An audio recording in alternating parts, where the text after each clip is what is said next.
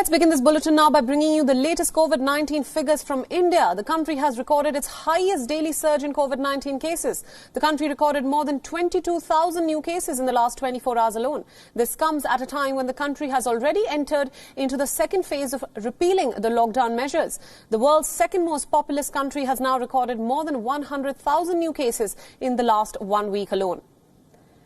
On your screens now is India's trajectory in the last 5 days.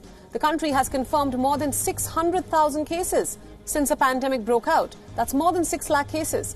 In just the last 2 days, more than 42,000 cases were reported from across the country.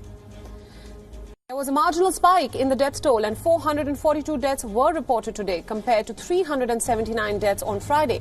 India's overall death toll now stands at well above 18,600.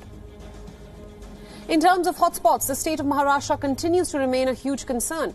Maharashtra is on the cusp of crossing 200,000 cases with close to 9,000 deaths from COVID-19. The other major hotspots are the capital city of Delhi and then the southern Indian state of Tamil Nadu. While India's daily caseload continues to surge, the death toll still remains under control. India's COVID-19 mortality rate is around 2.8%, while the global average is almost twice as high. The recovery rate in India is around 60%, which is marginally higher than the global average as well.